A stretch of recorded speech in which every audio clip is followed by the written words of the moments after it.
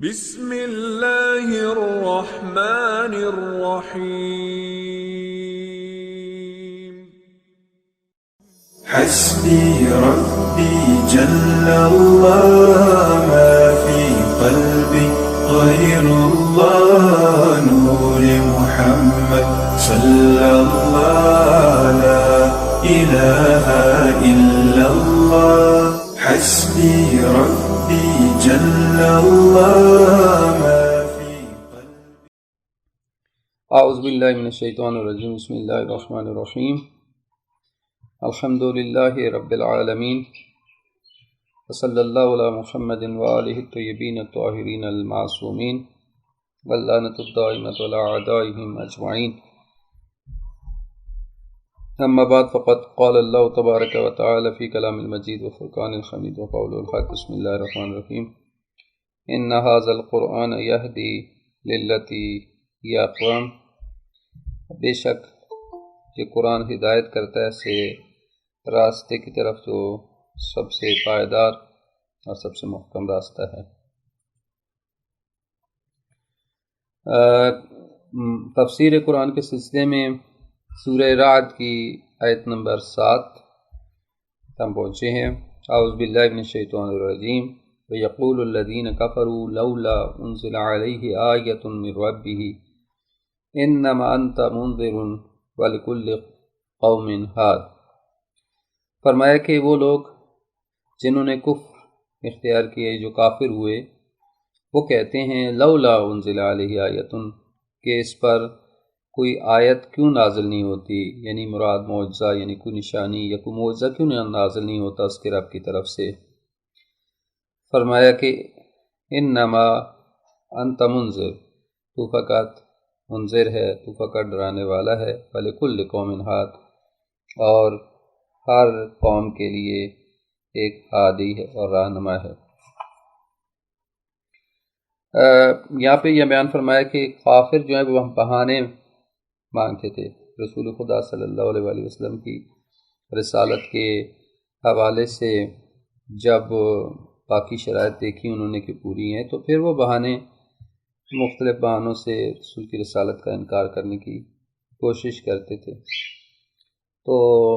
وہ یہ کہتے ہیں کہ ان پر جو ہے وہ ہم جو معجزے طلب کرتے ہیں ان سے، تو یہ معجزے کیوں نہیں خدا کی طرف سے ہی دکھاتے، کیونکہ وہ آئے دن کہتے تھے یہ ہمیں کر کے دکھائیں، یہ کر کے دکھائیں، یعنی مختلف طرح طرح کی قرآن کریم میں مختلف جگہ پہ بیان کیا کہ مختلف معجزات مانگتے تھے۔ کبھی کہتے تھے آپ اگر خدا کے رسول ہیں تو یہاں چشمے جاری کر دیں، یہاں پہ مثلا باغات لگا دیں، تمہارے لیے باغات ہونے چاہیے، یہ ہونا چاہیے، سونے چاندی کے ڈھیر ہونے چاہیے، ایسے عجیب عجیب باتیں کہ جو اگر وہ اس پر وہ ان کو دکھا بھی دی جاتی ہے اور معجزہ دکھا بھی دی جاتا تب بھی وہ ایمان لانے والے نہیں تھے، وہ صرف ایسی ہی جو بہانے بناتے تھے۔ تو یہاں اللہ تعالیٰ کی طرف سے ہے کہ یہ کہتے ہیں کہ اللہ کی طرف سے اگر یہ رسول ہے تو اللہ کی طرف سے ان پر کوئی معجزہ کیوں نہیں آتا، یہ معجزہ کیوں نہیں دکھاتے۔ تو اللہ تعالیٰ نے بجائے اس کے کہ ان کو جواب دے، یہ فرمایا کہ اے رسول، آپ کی ذمہ داری صرف یہ ہے انما انت منذر، ان کے بہانے، ان کی باتیں، ان کے مطالبے چھوڑ دیجئے، ان کی طرف توجہ ہی نہ کیجئے۔ انما انت منذر، آپ تو فقط منذر ہیں، آپ فقط انذار کرنے والے ہیں۔ آپ کا کام ہے خدا کے پیغام کو پہنچانا اور متنبہ کرنا، متوجہ کرنا، یعنی آپ کی ذمہ داری یہ ہے کہ آپ انذار کریں۔ انذار کب کیا جاتا ہے؟ جب خطرہ ہو، خطرہ ہے، آپ اس خطرے سے متوجہ کرتے ہیں۔ پیغمبر آئے ہیں خطرے کی طرف متوجہ کرنے کے لیے کہ آگے خطرہ ہے۔ جیسے رسول خدا نے اپنی رسالت کا آغاز کیا تو پہلی بات ہی یہی کی کہ پہاڑ کے اوپر جا کے بھی اگر میں تم سے کہوں کہ اس پہاڑ کے پیچھے بہت بڑی جو ہے وہ جنگ فوج آ رہی ہے، ہمیں آ کے کیسے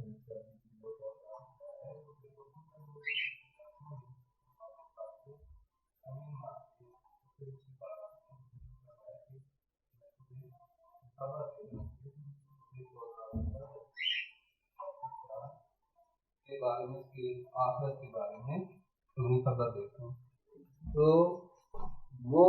منذر وہ جو خطرے سے آگاہ کرنے والا ہے، انذار کرنے والا ہے. تو رسول خدا منذر ہیں، یعنی انذار کر رہے ہیں، یعنی آگاہی دینے کے لیے آئے ہیں، بتانے کے لیے آئے ہیں کہ اگر خدا تعالیٰ کے دستورات پہ عمل نہ کیا، خدا کے حکم پر عمل پیرا نہ ہوئے تو تمہیں خطرہ درپیش ہے. زیادہ متوجہ کرنے کے لیے فرمایا کہ انما انت منذر، تو فقط انذار کرنے والا ہے. وَلِكُلِّ قَوْمٍ ہاد، اور ہر قوم کے لیے ایک ہادی اور رہنما ہے. ابن عباس سے روایت ہے کہ جب یہ آیت نازل ہوئی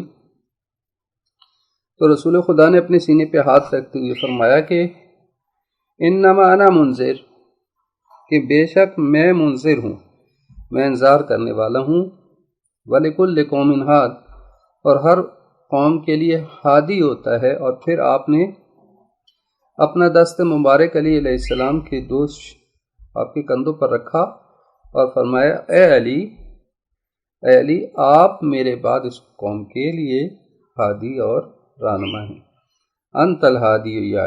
علی آپ ہادی ہیں. وبکا یہتدی المہتدون بعدی، اور ہدایت پانے والے میرے بعد تیرے ذریعے سے ہدایت پائیں گے. تو پس رسول خدا سے یہ بیان کیا گیا کہ آپ فقط منذر ہیں، آپ ان کے مطالبوں کی طرف توجہ نہ دیں. خدا تعالیٰ جو ہے وہ ان سے خود حساب لے گا جب ان کے لیے تمام شرائط پوری ہو گئی ہیں، اور اگر وہ ایمان نہیں لے کے آتے تو نہ لیں، نتیجہ جو ہے وہ خود ان کو بھگتنا پڑے گا. آگے ارشاد فرمایا کہ اللہ یعلم ما تحمل کل انثی وما تغیض الارحام وما تزداد وکل شیء عنده بمقدار. فرمایا کہ اللہ جانتا ہے، اللہ ہی جانتا ہے کہ ہر مادہ یعنی مؤنث کیا اٹھائے ہوئے ہے، اور ارحام وما تغیض الارحام، اور جو کچھ ارحام جو کچھ رحموں میں جو ہے وہ کمی ہوتی ہے، ارحام گھٹاتے ہیں، کم کرتے ہیں. وما تزداد، اور کیا بڑھاتے ہیں. وکل شیء عنده بمقدار، اور اس کے ہاں ہر چیز ایک خاص معین مقدار میں ہے. یعنی اللہ تعالیٰ اس آیت میں اللہ تعالیٰ انسان کی خلقت کی یا تخلیق کی باریکیوں کی طرف ذکر کرتا ہے اور ذکر فرماتا ہے. یہ ہر جاندار کی تخلیق کی طرف جو ہے وہ اشارہ ہے. اللہ ان باریکیوں کو جانتا ہے، وہ خالق، اس لیے کہ وہ خالق ہے. یعنی فرماتا ہے کہ اللہ ہی جانتا ہے کہ ہر مادہ کیا اٹھائے ہوئے ہے. یعنی وہ جاندار جو کہ ایک مادہ کے پیٹ میں اور رحم میں ہے بچہ، وہ مذکر ہے، مؤنث ہے، کن خصوصیات کا حامل ہے، کس طرح کا ہے. صحیح ہے. تو یعنی اس جو اٹھائے ہوئے ہے، جو حامل کیے ہوئے، اس کو اللہ تعالیٰ جانتا ہے. اچھا، اب اگرچہ ہم یہ کہہ سکتے ہیں کہ آج مثلا جدید سائنس ہے، اس سے پتہ چل جاتا ہے کہ مذکر ہے، مؤنث ہے، لیکن نشاندہی ہو جاتی ہے بچے کے حوالے سے، ٹھیک، الٹرا ساؤنڈ کے ذریعے سے اور اس طرح سے. لیکن جو یہاں بیان فرمایا فقط یہ نہیں ہے کہ اللہ تعالیٰ یہ جانتا ہے کہ مذکر ہے یا مؤنث ہے. اللہ تعالیٰ اس کی تمام خصوصیات کے بارے میں جانتا ہے، اس کے اندر صفات کے اندر اس کے بارے میں جانتا ہے. ٹھیک ہے، سائنس اور ٹیکنالوجی اتنی ترقی کار جائے، یہ تو نہیں بتا سکتی کہ اس کی کیا خصوصیات ہوں گی، یہ بچہ کس خصوصیات کا حامل ہوگا، کس طرح ہوگا، نیک ہوگا، بد ہوگا، کیسی خصوصیات کا حامل ہوگا. یہ علم الہی میں ہے، ایسی چیزیں جو فقط علم الہی ہیں، جو اللہ تعالیٰ جانتا ہے. تو لہذا اللہ ہی جانتا ہے کیا اٹھائے ہوئے ہے، تو اس کے اندر عمومیت پائی جاتی ہے. فقط یہ نہیں ہے کہ مذکر ہے یا مؤنث، فقط یہ جانتا ہے. اور اسی طرح سے اللہ تعالیٰ جو ہے وہ رحم کے عمل کو اللہ تعالیٰ جانتا ہے کہ کن چیزوں میں کمی پیدا کرتا ہے، کن چیزوں میں اضافہ کرتا ہے. یعنی اس جنین کی پرورش کے دوران جو ہے بعض چیزوں میں کمی اور بعض چیزوں میں اضافے کی ضرورت ہوتی ہے جب بچہ رحم میں ہوتا ہے، رحم مادر میں ہوتا ہے. تو یہ اس کے جنین کی تربیت اور پرورش کے اوپر تاثیر گزار ہے. ٹھیک ہے، تو آج جو جدید سائنس جو بچے کی پرورش جب ہوتی ہے، بچہ جب رشد پاتا ہے رحم مادر کے اندر، تو اس کے لہجہ بلہجہ اس کی فلم بھی بناتے ہیں، اور اس طرح سے اس بہت ساری چیزوں کو درک کر چکے ہیں کہ کس طرح سے چیزیں کبھی رحم مادر سے کرتا ہے، کبھی کو پھیلتا ہے، کچھ چیزیں کمی، کچھ مواد ایسے ہیں جس کی کمی ہوتی ہے، کچھ چیزوں میں اضافہ ہوتا ہے. اس طریقے سے بچے کی پرورش اور بچہ جو ہے وہ اس کی رشد ہوتی ہے. ٹھیک ہے، لیکن یہ کہ ان چیزوں کو کون، اس کی کمی، اس کی بیشی کو کون اس طرح سے ہینڈل کر رہا ہے، اور کون جو ہے اس کی مدیریت کر رہا ہے، کون اس بچے کو رحم مادر میں پرورش دے رہا ہے، وہ خدا ہی ہے. ٹھیک ہے، یعنی وہ خدا ہی ہے کہ جو اس بچے کی جو ضروریات ہیں اس رحم مادر کے اندر، اس کو وہ جانتا ہے کہ کس طرح سے وہ اس کا جسم رشد کرے گا اور جو صحیح سالم دنیا میں آئے گا. پھر فرمایا وَكُلُّ شَيْءٍ عِندَهُ بِمِقْدَارٍ. اللہ تعالیٰ کے ہاں جو نظام ہے، جو سسٹم ہے، اس کی ہر ایک چیز کے لیے ایک اندازہ مقرر ہے. یعنی اللہ تعالیٰ نے علت اور معلول کا جو نظام بنایا ہے، اور اس نظام کے تحت ایک ہر چیز کے لیے ایک مقرر شدہ نظام ہے. ہر چیز کے حدود اربع معین ہیں. ہر کائنات کی ہر شے کا تعین، اس کی تشکیل کے، اس کے عناصر کس طریقے سے ترتیب پانی ہے، کن عوامل کے وجود میں آنے سے ایک چیز وجود میں آئے گی، اور کتنی مقدار میں کون سی چیز اس کے ساتھ اثر کرے گی تو یہ بنے گا. مثلا اب یہ مختلف انسان کے اعضاء ہیں، ٹھیک ہے، مختلف اعضاء، اور اب دیکھا جائے تو تمام جو سیلز ہیں وہ ایک جیسے ہیں، لیکن یہ سیلز اب کون سے سیل کہاں آنے ہیں اور انسان کے بدن کے اعضاء بننے ہیں، کون سے سیلز ہیں جن سے انگلیاں بننی ہیں، کون سے سیلز ہیں جس کے ذریعے سے انسان کے اندرونی اعضاء بننے ہیں، جگر بننا ہے، گردہ بننا ہے، انسان کے پھیپھڑے بننے ہیں، انسان کے دل بننا ہے، انسان کے آنکھیں، کون سے سیلز ہیں جن سے انسان کی آنکھیں بننی ہیں، کان بننے ہیں. یہ خدا تعالیٰ ہی ان کو ہدایت کرتا ہے. یہ اللہ تعالیٰ کی وہ معین نظام ہے اور وہ مقرر کردہ نظام ہے جس کی بنیاد پہ ایک بہترین خوبصورت شکل میں بچہ جو ہے وہ وجود میں آتا ہے. تو یہ اللہ تعالیٰ کی قدرت کی نشانی ہے کہ اللہ تعالیٰ جو اپنی قدرت کی نشانی کے طور پر بیان فرما رہا ہے کہ وہ جانتا ہے کہ ہر مادہ یا مؤنث، چاہے وہ انسان ہو یا حیوان ہو، جو بھی ہو، ہر مادہ، عمومیت بتائی کہ جو کچھ وہ حمل کیے ہوئے، اٹھائے ہوئے ہوئے، اور اس حمل کے دوران رحم جو ہے، رحم مادر کن چیزوں کو کم کرتا ہے، کن چیزوں کو اضافہ کرتا ہے، اور ہر چیز کا اللہ کے ہاں مقدار معین ہے. اور پھر آگے یہ فرمایا کہ وہ عالم الغیب والشہادہ، وہ غیب اور عالم الغیب والشہادہ، وہ غیب اور ظاہر کا جاننے والا ہے. الکبیر المتعال، کہ وہ بہت بڑا ہے، الکبیر ہے، المتعال انتہائی بلند ہے. یعنی خدا تعالیٰ کی ذات بہت بلند ہے، وہ کبیر بھی ہے اور متعال ہے، بزرگ اور متعال ہے. وہ عالم غیب اور شہادت ہے. ٹھیک ہے، چاہے وہ جو چیز ظاہر ہے، جو مخفی ہے، سب کو اللہ تعالیٰ جو ہے وہ جانتا ہے. پھر آگے ارشاد فرمایا کہ سواء منکم من اسر القول ومن جہر به وهو مستخف باللیل وسارب بالنہار. فرمایا کہ سواء منکم، اسے فرق نہیں پڑتا کہ تم میں سے کچھ پنہان گفتگو کرے یا آشکار. یعنی اس کے لیے کوئی فرق نہیں پڑتا کہ تم میں سے کوئی بہت زور سے بات کرے، اسر القول، ومن جہرا، یعنی اسرہ کا مطلب ہے مخفیانہ، چھپ کر، پنہانی، مخفی بات کرے، یا ومن جہر بھی، یا کھل کر واضح آشکارا بات کرے، سرگوشی کرے یا کھلی اونچی آواز میں بات کرے، اس کے لیے فرق نہیں ہے۔ ومن ہوا مستخفٍ باللیل، اور کوئی رات کی تاریکی میں چھپا ہوا ہو، وسارب بالنہار، یا دن کی روشنی میں چل رہا ہو، اس کے لیے کوئی فرق نہیں ہے، سواء، کوئی فرق نہیں، اس کے لیے مساوی ہے، برابر ہے۔ یعنی اللہ تعالیٰ کی ذات ایسی ہے کہ جو ہر چیز کو جانتا ہے، کیونکہ عالم الغیب و شہادہ بیان فرما دیا کہ وہ عالم الغیب اور شہادت ہے، اور اس کے لیے فرق نہیں ہے کہ چاہے کوئی آہستہ بات کرے، تیز بات کرے،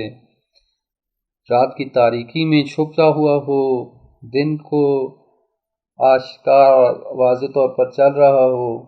کوئی فرق نہیں ہے، اور اللہ تعالیٰ ان تمام کے بارے میں آگاہ ہے اور جانتا ہے۔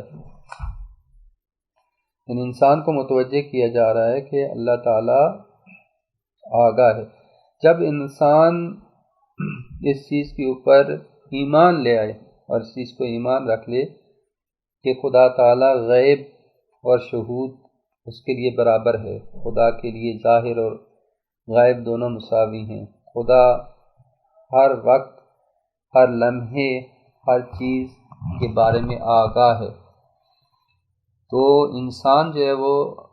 اس وقت جو ہے وہ خدا تعالیٰ کی اطاعت کرے گا، اس کی معصیت نہیں کرے گا۔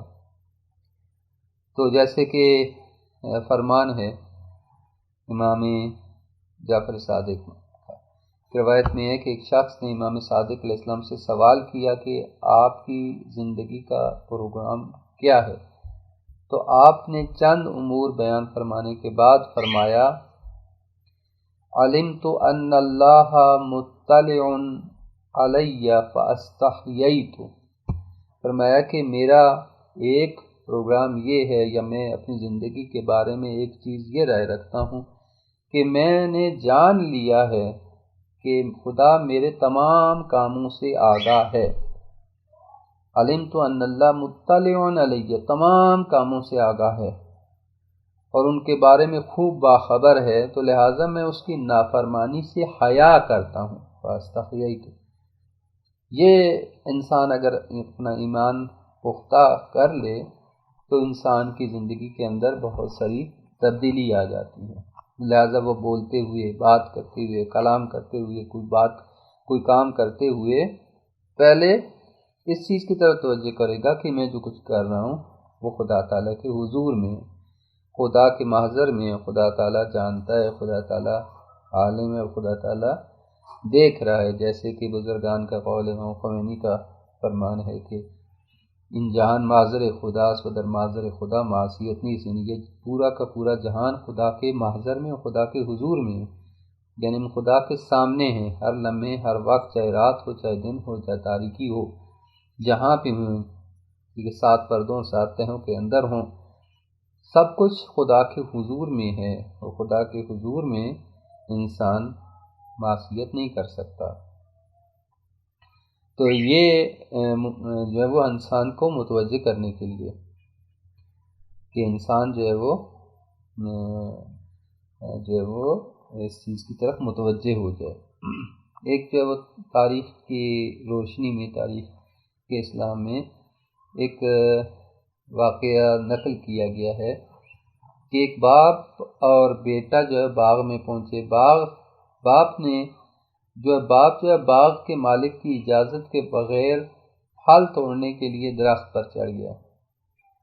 تو اس کا بیٹا جو کہ بامعرفت نوجوان تھا کہنے لگا کہ ابا نیچے اتر آؤ۔ باپ پریشان ہوا اور ڈرا کہ شاید جو ہے وہ مالک آ گیا ہے، اپنے آپ کو سنبھالتے ہوئے جلدی سے نیچے اتر آیا۔ اس نے پوچھا مجھے تو کچھ نظر نہیں آیا، کہاں ہے؟ کون تھا جو مجھے دیکھ رہا تھا؟ تو لڑکے نے کہا تمہارے اوپر سے، نیچے نہ دیکھو، اوپر سے دیکھنے والا ہے۔ اس نے اوپر کی طرف دیکھا تو بھی کوئی چیز نظر نہ آئی، کہا بیٹا اوپر بھی کچھ نہیں ہے.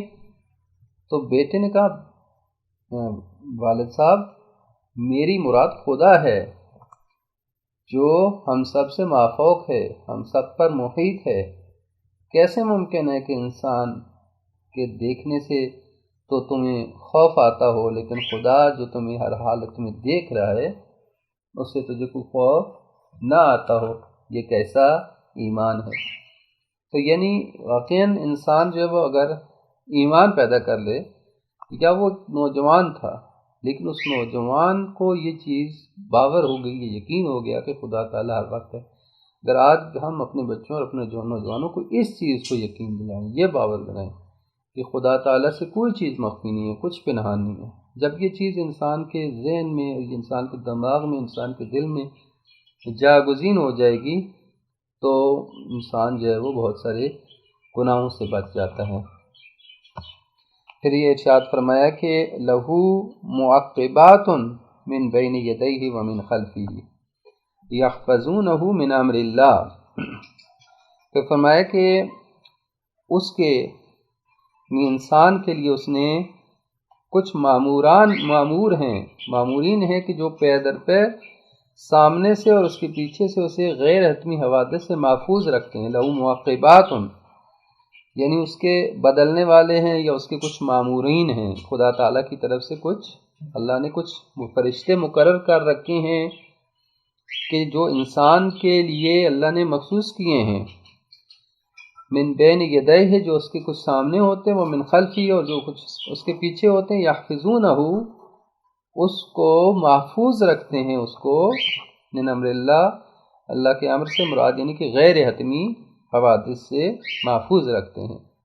ان اللہ لا یغیر ما بقوم، اور پھر فرمایا کہ لیکن خدا کسی قوم اور کسی ملت کی سرنوشت کو نہیں بدلتا حتی یغیروا ما بانفسہم، مگر یہ کہ وہ خود اسے تبدیل کریں. وَإِذَا أَرَادَ اللَّهُ بِقَوْمٍ سُوءًا، اور جب خدا کسی قوم کے بارے میں برائی کا ارادہ کرتا ہے یعنی ان کے اعمال کی وجہ سے برائی کا ارادہ کرتا ہے تو فَلَا مَرَدَّ لَهُ، تو کوئی چیز اس کے لیے رکاوٹ نہیں بن سکتی. وَمَا لَهُم مِّن دُونِهِ مِن وَالٍ، اور خدا کے علاوہ ان کا کوئی والی یا کوئی سرپرست نہیں ہوگا. یہاں اس آیت میں چند چیزوں کی طرف اشارہ کیا گیا. پہلی بات تو یہ کہ اللہ تعالیٰ نے انسان کو خلق فرمایا ہے، ماں کے پیٹ رحم مادر سے ہی انسان کو اس کی پرورش کی، اس کو مکمل انسانی شکل دی، اس میں روح پھونکی، تمام حفاظتی مراحل کے ساتھ اس کو دنیا میں لے کے آیا. ٹھیک ہے، وگرنہ انسان کیا ہے، کچھ بھی نہیں. پھر اس کے بعد جب بچہ ہے بالکل کچھ اس کی سمجھ نہیں ہے، کچھ سوچ نہیں ہے، کچھ اس کے اندر طاقت نہیں ہے کہ ہلکے سے اس کو اگر نقصان پہنچے تو وہ دنیا سے چلا جائے، لیکن اللہ تعالیٰ نے اس کی حفاظت کی. ماں باپ کی صورت میں اس کے لیے پناہ گاہ قرار دی تو اس کی ضرورتوں کا خیال رکھتے ہیں. اس کے لیے فوراً بچہ دنیا میں آتا ہے تو ماں کی چھاتی میں دودھ آ جاتا ہے، اس کے لیے غذا کا اہتمام کیا. یہ سارے چیزیں کیا ہیں؟ اللہ تعالیٰ نے انسان کی بقا کے لیے اس کی حفاظت کی. فقط یہاں ختم نہیں ہو جاتی بات، بلکہ اللہ تعالیٰ نے انسان کی حفاظت کے لیے فرشتے مقرر کیے ہیں. روایات میں بھی موجود ہے اور یہ آیت اس بات کی طرف نشاندہی کرتی ہے کہ لہو معقبات من بین یدیہ، فقط ایک فرشتہ نہیں، دو فرشتے نہیں، بلکہ کئی فرشتے ہیں. سامنے بھی فرشتے ہیں، پیچھے بھی فرشتے ہیں. اچھا، اب یہ دو کرامن کاتبین ہیں، اس کے علاوہ ہیں کرامن کاتبین جو ہیں، جو انسان کے دائیں اور بائیں موجود ہیں، ایک طرف نیکیاں لکھنے والا اور ایک طرف برائیاں لکھنے والا، وہ فرشتے الگ ہیں، وہ ان کا کام ہے فقط لکھنا. کچھ فرشتے انسان کی حفاظت کے لیے مامور ہیں، اور پھر یہ فرشتے رات کے فرشتے اور ہیں، دن کے فرشتے اور ہیں، ڈیوٹیاں بھی چینج ہوتی ہیں ان فرشتوں کی. تو یہ اللہ تعالیٰ کا ایک نظام ہے. ہم بہت ساری چیزیں ہیں جو ظاہری چیزیں دیکھ رہے ہیں، دنیا کی زندگیاں دیکھ رہے ہیں، لیکن ماورائے مادہ بہت سارے ایسے حقائق ہیں جو ہماری نظروں سے اوجھل ہیں. اس دنیا میں کوہرام ہے، کبھی صبح فجر کے وقت کچھ فرشتوں کی ڈیوٹیاں چینج ہوتی ہیں، فرشتے آ رہے ہوتے ہیں، جا رہے ہوتے ہیں، ٹھیک ہے، دن رات کے فرشتے جا رہے ہوتے ہیں، صبح کے فرشتے آ رہے ہوتے ہیں، جس سے کہ قرآن نے بیان کیا کہ تمام نمازوں کی حفاظت کرو، اور پھر فرمایا کہ وقرآن الفجر، اور فجر کی نماز جو ہے اس میں خصوصیت کے ساتھ حکم دیا اور کہا کہ اس میں قرآن کی تلاوت کرو، کیونکہ جو فجر کا وقت ہے اور جس وقت انسان قرآن الفجر کا نا مشہود ہے، یہ اس طرح کی آیت ہے یعنی کہ جو صبح کی نماز کا وقت ہے کہ جب انسان قرآن کی تلاوت کرتا ہے تو وہ مشہود ہے، یعنی رات اور دن کے فرشتوں کے سامنے ہوتی ہے، رات کے فرشتے جا رہے ہوتے ہیں، صبح کے فرشتے آ رہے ہوتے ہیں۔ تو اللہ تعالیٰ نے ایسے فرشتے مقرر کیے جو انسان کو بہت سارے آفات سے جو غیر حتمی ہے، جس میں ہمارے لیے طے نہیں ہے کہ ہم نے ہم نے دنیا سے جانا ہے، بہت سارے مہلک چیزوں سے جو انسان کو ہلاک کر سکتی ہیں، بہت ساری آفات سے انسان کو بچاتے ہیں۔ یہ تو بچوں کے ساتھ خصوصیت کے ساتھ کہا گیا کہ فرشتے ہوتے ہیں جو بچوں کے، آپ دیکھتے ہیں بچے گرتے بھی ہیں لیکن پھر بھی محفوظ رہتے ہیں بہت ساری جگہ پہ، اس کی وجہ یہ تھی کہ اللہ تعالیٰ نے فرشتے مقرر کیے ہوئے ہیں۔ انسان کے ساتھ فرشتے ہیں جو ہمیشہ انسانی وجود کی بقا کے لیے بہت ساری چیزیں اور آفات سے اس کو بچاتے ہیں، اور بیرونی خطرات سے بچاتے ہیں، بیرونی خطرات سے بچاتے ہیں، بہت ساری طبی اور ناگہانی آفتوں سے بچاتے ہیں۔ تو یہ دوسری آیت سورہ انفطار میں بھی اسی طرح موجود ہے، وَإِنَّ عَلَيْكُمْ لَحَافِظِينَ، کہ ہم نے تم پر نگران مقرر کر رکھے ہیں۔ تو یہ اللہ تعالیٰ کی طرف سے ایک خاص رحمت ہے انسانوں کے لیے، کہ انسانی بقا کے لیے، انسانی زندگی کے لیے، کہ انسان کو جو اللہ تعالیٰ نے اشرف المخلوقات قرار دیا ہے تو اس کے لیے اللہ تعالیٰ نے خصوصی اہتمام کیا ہے کہ تاکہ ہر طرح کی بلیات سے محفوظ رہے۔ لیکن جہاں پہ انسان خطرے سے دوچار ہوتا ہے یا اس کو آفتیں آتی ہیں، بیمار ہوتا ہے، یہ بہت ساری چیزیں ہوتی ہیں، خود انسان کی کیا دھرا ہوتا ہے، اور بہت ساری کچھ اپنی کوتاہیاں ہوتی ہیں، وگرنہ اللہ تعالیٰ کی طرف سے جو حفاظتی سسٹم ہے اس کے اندر کوئی کوتاہی نہیں ہوتی، کیونکہ اللہ تعالیٰ کے فرشتے کبھی بھی جو ہے وہ کوتاہی نہیں کرتے جو اللہ تعالیٰ نے ان کی ذمہ داری لگائی ہے۔ ایک یہ بات فرمائی، پھر فرمایا کہ اللہ تعالیٰ نے تو ایک نظام بنایا ہے کہ اللہ تعالیٰ نے انسان کے لیے ہدایت کا ایک سسٹم بنایا ہے کہ اگر انسان اس سسٹم اور اس ہدایت کے مطابق چلے تو انسان کامیاب ہے۔ یہ جو آیت ہے ان اللہ لا یغیر ما بقوم حتی یغیر ما بانفسہم، معمولاً اس کو منفی پہلو میں لیا جاتا ہے کہ خدا نے آج تک اس قوم کی حالت نہیں بدلی نہ ہو جس کو خیال آپ اپنی حالت کے بدلنے کا، یعنی اس معنی میں کہ جب تک ہم خود کوشش نہ کریں ہم ترقی نہیں کر سکتے، ہم بہتری کی طرف نہیں جا سکتے۔ لیکن آیت دو پہلو ہے، یہاں پہ جو ذکر ہوئی ہے آیت اس جہت سے ہے کہ اللہ تعالیٰ نے قدرتی طور پر، فطری طور پر انسان کی ارتقاء کے لیے ایک سسٹم مقرر کر دیا ہے، جس طرح اس کی جسم اور اس کی بدن کے لیے حفاظتی نظام بنایا ہے، اسی طرح اس کی ارتقاء کے لیے، اس کی ہدایت کے لیے، اس کی رشد کے لیے ایک خاص سسٹم بنایا کہ اگر اسی فطری تقاضوں کے مطابق اور اس سسٹم کے مطابق انسان چلتا رہے تو انسان ترقی کی طرف جائے گا، کمال کی طرف جائے گا، ترقی اور کمال کے زینوں کی طرف سفر کرے گا، مگر یہ کہ انسان اپنی حالت کو چینج کر دے۔ یعنی یہ آیت اس جہت سے ہے کہ ان اللہ لا یغیر، یعنی اللہ تعالیٰ کی جو نعمتیں ہیں، اللہ تعالیٰ نے جو ہدایت کا سسٹم بنایا، اللہ تعالیٰ نے جو حفاظت کا سسٹم بنایا، یہ سب اللہ تعالیٰ باقی رکھتا ہے، مگر یہ کہ انسان اپنی ان اللہ تعالیٰ کی دی ہوئی نعمتوں میں تبدیلی ایجاد کر دے، خرابی پیدا کر دے، ٹھیک ہے، جیسا کہ انسان نے کی ہے، تو کیا ہو جاتا ہے پھر اس کی جو نعمتیں اور جو اللہ تعالیٰ کا دیا وہ سسٹم ہے وہ تبدیل ہو جاتا ہے، تغییر وجود میں آ جاتی ہے، ٹھیک ہے۔ یعنی آیت کا اس جہت سے ہے کہ اللہ کی دی ہوئی نعمتیں باقی رہتی ہیں، مگر یہ کہ انسان اس میں تبدیلی ایجاد کرے، اور جس وجہ سے نعمتیں زحمتوں میں بدل جاتی ہیں، وہ نعمتیں و رحمت زحمت میں بدل جاتی ہے، ٹھیک ہے، تو وہ ہدایت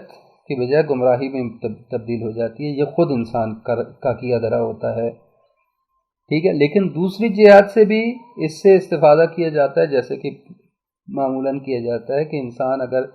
ایسے ہی پڑا رہے، کچھ بھی کام نہ کرے، سستی کا شکار ہو، تو پھر وہ کیا ہو جائے گا، وہ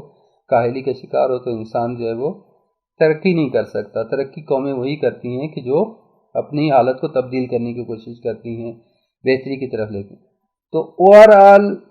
اس آیت میں اللہ تعالیٰ یہ بیان کرنا چاہتا ہے کہ اللہ نے فطرتاً طبعاً انسان کے لیے حفاظتی نظام بھی بنایا ہے، اس کے جسم کے لیے بھی اور اس کے بدن کے لیے، اس کی روح کے لیے بھی اللہ تعالیٰ نے سسٹم قرار دیا ہے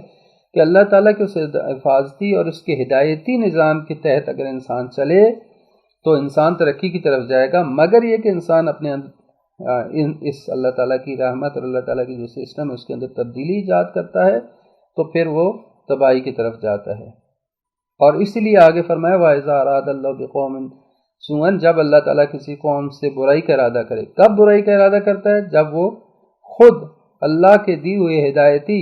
سسٹم یا اللہ تعالیٰ کے دیے ہوئے حفاظتی سسٹم کے اندر تبدیلی کرتے ہیں، تغیر ایجاد کرتے ہیں، کوتاہی کرتے ہیں، اللہ تعالیٰ کے نظام میں مداخلت کرتے ہیں، اللہ کے ساتھ مقابلے میں کھڑے ہو جاتے ہیں، تو اس کی وجہ سے کیا ہوتا ہے، اللہ تعالیٰ اس کے بارے میں ان سے برائی کا ارادہ کرتا ہے۔ برائی کا ارادہ یہی ہے کہ جب وہ اللہ کے مقابلے میں کھڑے ہو گئے تو اللہ تعالیٰ کے جو سسٹم ہے قانون کے تحت وہ اسی کے مطابق سسٹم کے تحت اور قانون کے تحت وہ برائی میں مبتلا ہو جائیں گے۔ تو لہذا اس وقت فلا مرد لہ، چونکہ خدا تعالیٰ کے قوانین اٹل ہیں، قوانین الہی میں کوئی تبدیلی نہیں ہوتی۔ فلا مرد لہ کا مراد یہ ہے کہ کوئی اس میں رکاوٹ نہیں بن سکتی، چونکہ قانون الہی اٹل ہے۔ قانون الہی یہی ہے، علت اور معلول کا سسٹم ہے، اگر تم یہ کرو گے تو یہ ہوگا، ٹھیک ہے، اگر یہ نہیں کرو گے تو یہ ہوگا، نتیجتاً یہ نتیجہ آٹومیٹکلی ملتا ہے۔ جب انسان زہر کھائے تو آٹومیٹکلی اس کا نتیجہ اثر ظاہر ہونا ہے زہر کا، اب ٹھیک ہے، اور اگر انسان جو ہے وہ اچھا کام کرتا ہے تو اس کو آٹومیٹکلی اچھا نتیجہ ظاہر ہوتا ہے۔ تو یہ اللہ تعالیٰ کے جو قوانین ہیں ان میں تبدیلی نہیں ہو سکتی۔ فلا مرد لہ، یعنی اس کو کوئی ٹالنے والا نہیں ہے۔ وما لہ من دونہ من وال، اور اللہ کے علاوہ ان کا کوئی سرپرست نہیں ہے۔ یہ ایسا نہیں ہے کہ اللہ کے علاوہ کوئی اور قوانین کو وضع کرنے والا ہو اور اللہ کے علاوہ کوئی جو ہے وہ کوئی نیا قانون لے آئے اور انسان مثلا غلط کام کرتا رہے یا فرض کیا اپنے خدائی قوانین کو چینج کر لے اور پھر کہے کہ پھر بھی وہ کامیاب ہو جائے، ایسا نہیں ہو سکتا۔ خدا تعالیٰ ہی سرپرست، اور خدا کے علاوہ کسی کو سرپرست نہیں جو ہے وہ پا سکتا انسان۔ تو لہذا یہ آیت جو ہے وہ انسان کو بتا رہی ہے کہ اللہ تعالیٰ کے یہاں حفاظتی سسٹم ہے، ایک تو انسان کی ظاہری اور انسان کے بدن اور جسم کی حفاظت کے حوالے سے، اور دوسرا انسان کی روح اور انسان کی ہدایت کے حوالے سے اللہ تعالیٰ نے سسٹم مقرر کیا۔ اب اس سسٹم اور اللہ تعالیٰ کے نظام کی میں تغییر ایجاد کرنے کی صورت میں اور کوتاہی کی صورت میں انسان گمراہی کی طرف جاتا ہے۔ اور دوسرا پہلو جو ہے وہ اس آیت کو اگر الگ سے لیا جائے ان اللہ لا یغیر ما بقوم، تو پھر دوسرے پہلو کے اعتبار سے بھی جس طرح سے معمولاً استفادہ کیا جاتا ہے یہی ہے کہ انسان اگر معاشرے جو ہیں انسانی معاشرے ان میں ترقی نہیں ہو سکتی، ان میں تبدیلی نہیں آ سکتی جب تک کہ وہ خود تبدیلی کے خواہاں نہ ہوں۔ صحیح ہے، قومیں اس وقت تک ترقی کی طرف گامزن نہیں ہو سکتی جب تک کہ وہ قومیں اپنے اندر تبدیلی ایجاد نہ کریں۔ صحیح ہے، آج اگر پاکستانی قوم بھی ترقی کرنا چاہے گی، پاکستانی قوم بھی اپنے آپ کو کچھ قوم کے طور پر ثابت کرنا چاہے گی اور علمی میدانوں میں ہر میدان میں آگے بڑھنے کی کوشش اگر خواہاں ہوگی تو آگے بڑھ سکے گی، وگرنہ ہم اسی طرح سے اسی ڈگر پہ اگر چلتے رہے تو روز بروز ہم پستی کی طرف ہی جائیں گے اور غلامی کی طرف ہی جائیں گے، کبھی بھی ہم ترقی کی طرف نہیں جا سکتے، کیونکہ اگر ہمیں اپنی قوم اپنی اصلاح کی فکر ہی نہیں ہے تو اللہ تعالیٰ پھر اس کی قوم کی کوئی اندر تبدیلی ایجاد نہیں کرتا۔ لا یغیر ما بقوم حتی یغیروا ما بانفسہم۔ بس یہ دونوں جہتوں سے یہ آیت جو ہے وہ ہمیں رہنمائی کرتی ہے۔ آگے یہ ارشاد فرمایا هو الذی یریکم البرق خوفا وطمعا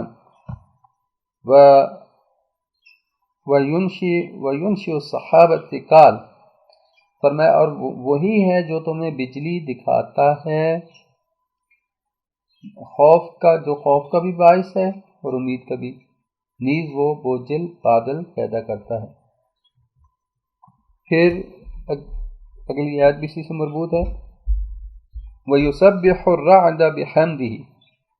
اور گرج، بجلی کی گرج اور چمک جو ہے، یسبح الرعد، یعنی سورہ رعد کو اسی وجہ سے رعد کہا گیا، رعد یعنی وہ بجلی کی کڑک جو ہے، وہ گرج اس کی تسبیح کرتی ہے، بحمد، اس کی حمد کے ساتھ، فالملائکۃ من خیفتہ، اور فرشتے بھی اس کے خوف سے جو مشغول ہے تسبیح ہیں، وَيُرْسِلُ الصَّوَاعِقَ وَيُصِيبُ بِهَا مَن يَشَاءُ، اور وہ صاعقہ یعنی بجلی کی کڑک اور بجلی کو بھیجتا ہے اور جسے چاہتا ہے اس میں گرفتار کرتا ہے۔ پھر فرمایا وَهُمْ يُجَادِلُونَ فِي اللَّهِ، اور وہ اللہ کی بارے میں مجادلے میں مشغول ہیں، یعنی اللہ کی آیات کا مشاہدہ کرنے کے باوجود خدا کے بارے میں مجادلے اور جھگڑے میں مشغول ہیں، وَهُوَ شَدِيدُ الْمِحَالِ، حالانکہ وہ لامتناہی قدرت رکھنے والا ہے، وہ شدید گھیرا ڈالنے والا ہے۔ یہاں یہ اللہ تعالیٰ اپنی قدرت کی نشانیوں کی طرف اشارہ کر رہا ہے کہ خدا تعالیٰ جو قادر ہے، اللہ تعالیٰ جو ہے وہی ہے کہ جو تمہیں بجلی دکھاتا ہے، یہ بجلی جب آسمانوں پہ کڑکتی ہے، چمکتی ہے، تو ایک طرف سے وہ خوف کا باعث ہے، دلوں میں انسان کے خوف پیدا ہوتا ہے، اور ایک طرف سے طمع اور امید ہے کہ یہ بجلی جو کڑک رہی ہے اس کے بعد اللہ کی رحمت نازل ہوگی اور بارش برسے گی۔ بس بجلی کی چمک ایک جہت سے خوف کا باعث ہے، لیکن دوسرے بعض ایک جہت سے جو ہے وہ امید کا باعث ہے کہ جس کی وجہ سے سرسبز و شادابی کا باعث ہے، امید کا پیغام دیتی ہے۔ تو بس امید اور بیم دونوں جمع ہیں اس کے اندر، اور یہی خدا ہے کہ جو بھاری بادلوں کو پیدا کرتا ہے، یونشی السحاب الثقال، یہ بھاری بادل جو ہیں اور بجلی کی کڑک یہ باعث بنتی ہے بارش کے نازل ہونے کا، کہ بھاری بادل ہوتے ہیں اور جب بجلی کی کڑک اور یہ آپس میں ٹکراتے ہیں اور اس سے جو ہے وہ ان بادلوں کے اندر موجود پانی جو ہے زمین پہ گرتا ہے اور اس طرح سے بارش وجود میں آتی ہے۔ یہ اللہ تعالیٰ کا ایک سسٹم ہے جو اللہ تعالیٰ نے قرار دیا ہے، اور اللہ کی قدرت کی نشانیاں بھی ہیں، اور جس سے اللہ تعالیٰ کا رعب لوگوں کے دلوں میں بیٹھتا ہے اگر وہ ان قدرت کی نشانیوں کی طرف توجہ کریں تو۔ آج کل یہ چیزیں ہمارے لیے چونکہ عام ہوگی اور ہم ان چیزوں کی طرف غور ہی نہیں کرتے، کبھی توجہ ہی نہیں کرتے، خدا اس سسٹم کی، اس نظام کی طرف ہماری توجہ ہی نہیں ہے۔ سورج کی طرف کبھی ہم نے غور نہیں کیا، دن رات کے آنے جانے میں اتنے مشغول ہو گئے دنیا کی زندگی میں کہ ہم نے کبھی دن اور رات کے آنے جانے میں غور نہیں کیا۔ اللہ کے قرآن بیان فرماتا ہے کہ یہ آیات ہیں، یہ اللہ کی نشانیاں ہیں، دن اور رات کا آنا جانا، سورج کا طلوع ہونا، ہواؤں کا چلنا، یہ بادلوں کا آنا، بارش کا برسنا، یہ ساری چیزیں وہ قدرتی نشانیاں ہیں اللہ تعالیٰ کی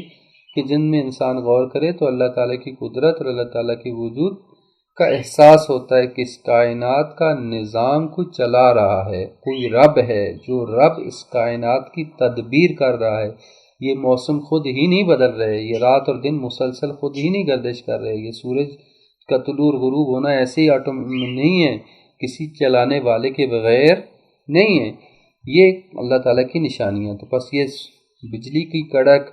اس سے کڑک سے خوف اور امید کا پیدا ہونا، یہ خدا کے وجود کا احساس دلاتا ہے انسان کو، اور پھر بادلوں کو اللہ تعالیٰ جو ہے وہ بھیجتا ہے تاکہ وہ بارش برسائیں۔ اور پھر فرمایا کہ یہ جو اللہ تعالیٰ نے کا نظام قدرت ہے، اس میں ہر چیز خدا کی تسبیح کرتی ہے، یہ بادل بھی خدا کی تسبیح کرتے ہیں، بجلی بھی خدا کی تسبیح کرتی ہے، یہ بجلی جو کڑکتی ہے، یہ گرج ہے جو بجلی کی گرج ہے، یہ اللہ کی حمد کے ساتھ اس کی تسبیح کر رہی ہے، تسبیح الہی بجا رہی ہے۔ یعنی تسبیح کیا ہے؟ تسبیح کا مطلب ہوتا ہے یسبح للہ ما فی السماوات ما فی الارض، اللہ کے لیے آسمان اور زمین میں جو کچھ ہے وہ اللہ کی تسبیح کر رہا ہے۔ تسبیح کا مطلب کیا ہے؟ تسبیح یعنی کہ اللہ کو ہر عیب اور نقص سے پاک جاننا، یعنی کائنات کی ہر چیز اپنی زبان حال سے، جس کی زبان کو ہم نہیں سمجھتے، ٹھیک ہے، اس زبان حال سے کائنات کی ہر چیز اللہ کی عیب اور نقص سے اللہ کو پاک جانتی ہے، کہتی ہے کہ خدا تعالیٰ ہر عیب اور نقص سے پاک ہے، وہ قادر مطلق ہے، اور ہر عیب اور ہر نقص سے وہ مبرہ ہے، ایسی ذات ہے جس کے اندر نہ محتاجی ہے، نہ جس کے اندر کوئی اور کوتاہی ہے، ہر عیب ہر نقص سے وہ پاک ہے، اور اس کی تعریف بھی کرتے ہیں۔ خدا تعالیٰ کی تسبیح کے ساتھ ساتھ اس کی تعریف کرتے ہیں اپنی زبان حال سے۔ انسان جو ہے وہ ان من شیء الا یسبح بحمدہ، قرآن بیان فرماتا ہے کہ کوئی بھی ایسی چیز نہیں جو کہ اللہ تعالیٰ کی ثنا اور تسبیح نہ کرتی ہے، لیکن ہم اس کی تسبیح، جیسے قرآن بیان کیا کہ تم تسبیح کو، ان کی تسبیح کو نہیں سمجھ سکتے، تم ان کی تسبیح، اگر انسان کی کانوں سے پردے ہٹ جائیں تو انسان جو ہے وہ یہ چیز درک کر سکتا ہے کہ اس کائنات کا ذرہ ذرہ، ریت کے تمام ذرات خدا کی تسبیح کر رہے ہیں۔ جب بارش برستی ہے تو بارش کا ہر قطرہ خدا کی تسبیح کر رہا ہوتا ہے، لیکن ہماری کانوں میں پردے ہیں، ہماری آنکھوں کے سامنے پردے ہیں، ہم ان چیزوں کو درک نہیں کر سکتے، فقط ظاہری چیزوں کو درک کر سکتے ہیں۔ اور فرمایا کہ یہ اللہ تعالیٰ کی قدرت ہے، اور پھر اللہ تعالیٰ جو ہے وہ یہ جو اللہ کے فرشتے ہیں، یہ اللہ کے فرشتے اس کی قدرت سے خائف ہیں، کیونکہ فرشتے جو خدا تعالیٰ کے مقام اور اس کی عظمت کو درک کرتے ہیں۔ ہمارا ادراک نہیں ہے خدا کی عظمت کا، خدا کی عظمت کو ہمیں احساس ہی نہیں ہے، تو فرشتے خدا کی عظمت کو درک کرتے ہیں، لہذا اس کی خوف سے لرزتے ہیں، خوف سے لرزتے ہیں، ہمیں کوئی احساس تک نہیں ہوتا۔ فرمایا وَيُرْسِلُ الصَّوَاعِقَ، وہ صواعق کو بھیجتا ہے، کڑکتی ہوئی بجلیوں کو بھیجتا ہے، اور پھر یہ جو بجلی کڑکتی ہے اور گرتی ہے بعض جگہ پہ جا کے، جیسا فرماتے ہیں کہ جہاں پہ جا کے اللہ تعالیٰ جہاں چاہتا ہے وہاں بجلی کو گراتا ہے، اور جس کو چاہتا ہے نقصان پہنچانا چاہتا ہے نقصان پہنچاتا ہے۔ اور یہ لوگ اللہ کے بارے میں مجادلہ کر رہے ہیں، اللہ کے بارے میں جھگڑ رہے ہیں، وہ ذات کہ جو اس کائنات کا مالک ہے، خالق ہے، جو وہ اس کائنات کے اوپر غلبہ رکھتا ہے اور قدرت رکھتا ہے، اس کے بارے میں الجھ رہے ہیں کہ خدا ہے یا نہیں ہے، خدا کیسا ہے، خدا کے بارے میں یہ الجھتے ہیں، خدا کے بارے میں آپس میں مجادلہ کرتے ہیں، در حالانکہ وہ سخت طاقت والا ہے، سخت گہرا ڈالنے والا ایسی ذات ہے۔ تو یہ اللہ تعالیٰ اپنی قدرت کی نشانیاں ہمیں بتاتا ہے تاکہ ہم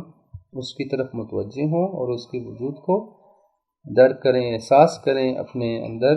کہ خدا کی ذات کتنی عظیم ذات ہے، خدا کتنا قادر متعال ہے، اور ہمیں ہر لحظے ہر لمحے اس کو یاد رکھنا چاہیے، اور کبھی اس کو نہ بھولیں، اس کو بھلانا نہیں چاہیے۔ آگے یہ ارشاد فرمایا کہ لہو دعوت الحق والذین یدعون من دونہ لا یستجیبون لہم بشیء، فرمایا لہو دعوت الحق، یعنی اللہ ہی کے لیے دعوت حق ہے، یعنی صرف اللہ کو پکارنا ہی برحق ہے، یعنی خدا کو ہی ہم پکاریں، کسی اور کو نہ پکاریں۔ والذین یدعون من دونہ، اور جو اللہ کو چھوڑ کر دوسری چیزوں کو پکارتے ہیں، لا یستجیبون لہم، وہ ان کو جواب نہیں دے سکتے، بشیء ذرا بھی، الا کباسط کفیہ الی الماء، ایسے جیسے ہی کہ کوئی شخص اپنے دونوں ہاتھ پانی کی طرف پھیلائے، لیبلغ فاہ، پھیلائے کہ وہ پانی خود بخود اس کے منہ تک پہنچ جائے، یعنی صرف ہاتھوں کو پھیلاتا ہے پانی کی طرف کہ پانی آ کے اس کے منہ میں چلا جائے، اس شخص کی طرح ہے۔ وما دعاء الکافرین الا فی ضلال، حالانکہ وما ہوا ببالغی، حالانکہ وہ اس تک پہنچنے والا نہیں ہے، اور کافروں کی دعا اسی طرح محض بے سود ہی ہے۔ اس میں اللہ تعالیٰ بیان فرما رہا ہے کہ پس جب اللہ تعالیٰ کی یہ قدرت ہے اور خدا تعالیٰ یہ رب ہے، اس کائنات کو چلانے والا ہے، اور ہواؤں کو بھی بھیجتا ہے، بارش بھی برساتا ہے، اور پورے کائنات کا ذرا ذرا اس کی تسبیح کرتا ہے، فرشتے اس کے خوف سے خائف ہوتے ہیں، لرزتے ہیں اس کی مقام عظمت کو دیکھ کر۔ تو یہ اللہ تعالیٰ اتنی عظیم پروردگار ہے، اس کے سوا کسی کو نہ پکارو، ٹھیک ہے، خدا کی عبادت کرو، اسی کی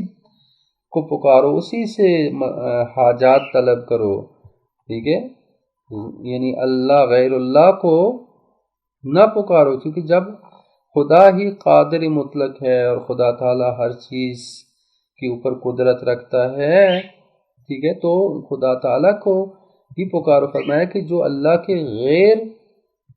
سے کسی چیز کو طلب کرتا ہے تو وہ حماقت کر رہا ہے،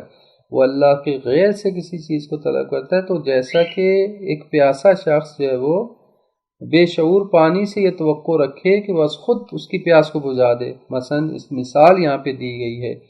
اس شخص کی جو اللہ کے غیر سے کسی چیز کو طلب کرتا ہے، فرمایا اس کی ایک مثال دی گئی ہے کہ ایسا شخص ہے کہ مثلا پانی پڑا ہو، پانی کی نہر ہو، مثلا پانی کی طرف دور سے ایسی اشارہ کرے یا ہاتھ آگے پھیلائے، ٹھیک ہے، اور وہ یہ توقع رکھے کہ پانی خود اٹھ کر آئے اور اس کے منہ میں چلا جائے اور اس کی پیاس کو بجھا دے۔ کہتے ہیں فرمایا کہ اس طرح سے تو نہیں ہوگا، قطعاً نہیں ہوگا، یہ اس کی فقط ایک خواہش ہے جو پوری نہیں ہوگی۔ تو یہ ایک مثال دی اللہ تعالیٰ نے۔ فرمایا اس یہاں پہ یعنی پانی انسان کی اس چیز کی طرف توجہ دلائیے کہ پانی انسان کی زندگی کے لیے بہت ضروری شے ہے، جس کے بغیر انسان زندہ نہیں رہ سکتا، اور اسی طرح پیاس کی صورت میں اس کا طلب کرنا بھی ایک قدرتی چیز ہے۔ لیکن ان دونوں ضرورتوں کے درمیان اگر ایسا کوئی عمل انجام دے جس سے اس کی ضرورت پوری ہونا ممکن نہیں، تو یہ حرکت کیا ہوگی؟ بے وقوفوں والی حرکت ہوگی، ٹھیک ہے۔ طریقہ کار یہی ہے کہ وہ پانی کے پاس جائے گا، پانی سے چلو بھر کر جب وہ اپنے منہ میں ڈالے گا تو اس کی پیاس بجھ جائے گی، ٹھیک ہے، جو اللہ تعالیٰ نے ایک طریقہ کار اس کو سکھایا ہے، وگرنہ اس کے بغیر اس کی پیاس نہیں بجھی۔ تو یہاں پہ بیان کرنا مقصود ہے کہ اس کائنات میں قدرت کا سرچشمہ خدا کی ذات ہے، کہ جب خدا سے نہیں مانگو گے نا تو پھر تمہیں کچھ نہیں ملے گا، ٹھیک ہے۔ خدا سے ہٹ کر کسی سے طلب کرو گے تو یہ ایک بے وقوفی والی بات ہوگی جس سے وہ تمہاری پیاس نہیں بجھے گی۔ تو جو فرمایا جو کافر ہیں جو خدا تعالیٰ کی علاوہ دوسروں کو پکارتے ہیں وہ فی ضلال، وہ گمراہی میں۔ اچھا، اب اس آیت سے یہاں پہ یہ چیز واضح ہو گئی کہ اگر ہم خدا تعالیٰ کی ذات کے اوپر تو یقین رکھتے ہیں اور کوئی خدا ہی قادر متعال ہے، لیکن خود کچھ ہستیوں سے ان کے واسطے فیض سے خدا سے مانگتے تو کوئی حرج نہیں ہے۔ واسطہ اگر ہم رسول خدا کو یا واسطہ اہل بیت کو بنا کے خدا سے مانگے تو اس میں کوئی حرج نہیں ہے، ٹھیک ہے، لیکن توحیدی ادب کا تقاضا یہ ہے کہ ہم خدا سے مانگیں، ان کا واسطہ بنائیں، ٹھیک ہے۔ اور پھر یہاں یہ فرمایا کہ یدعون من دونہ، اس سے ہٹ کر،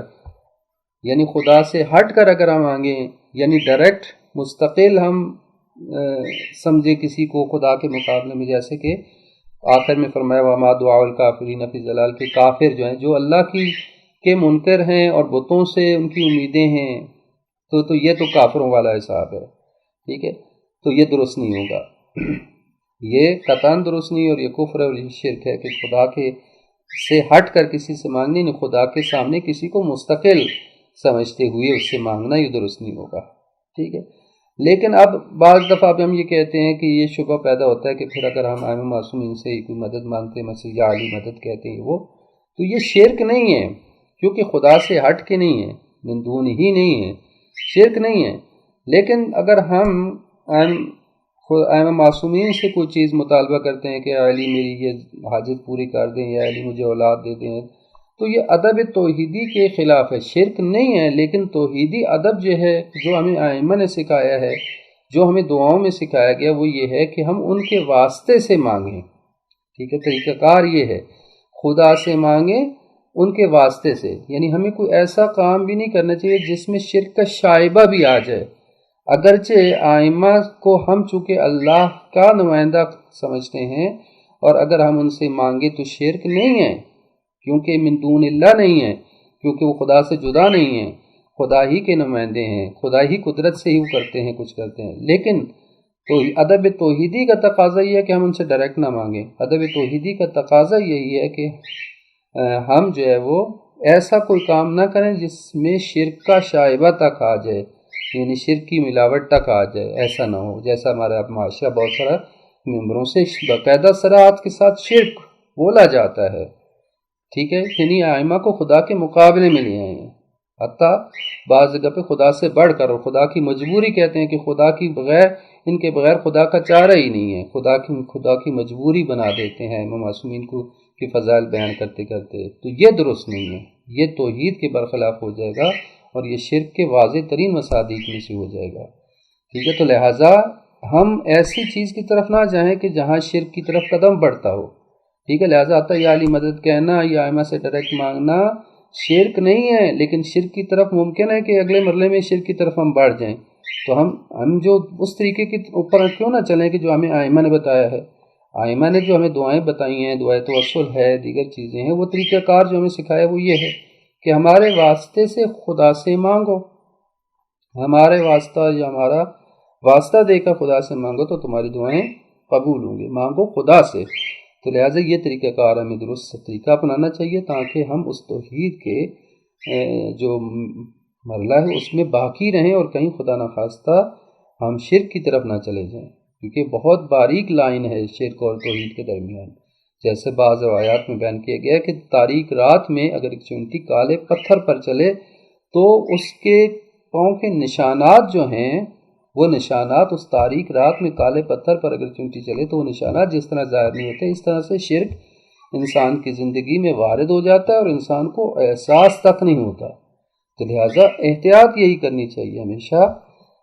کہ خدا تعالیٰ کے معاملے میں خدا سے مانگیں۔ ہاں، معصومین سے توسل کرنے کی اجازت دی گئی ہے کہ ان کے واسطے سے خدا سے انسان مانگے۔ تو یہی کافی ہے۔ اللہ تعالیٰ ہم سب کو قرآن کریم کو سمجھنے اور اس کی توحید پر عمل پیرا ہونے کی توفیق عطا فرمائے۔